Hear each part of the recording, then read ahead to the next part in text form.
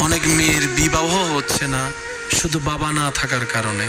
আপনি হয়তো মেয়ের বাবা দেখে বিয়ে দিয়েছেন, ভালো কথা, পরের দিন সকালে যদি মেয়ের বাবা মারা যায়, কে ধরে রাখবে?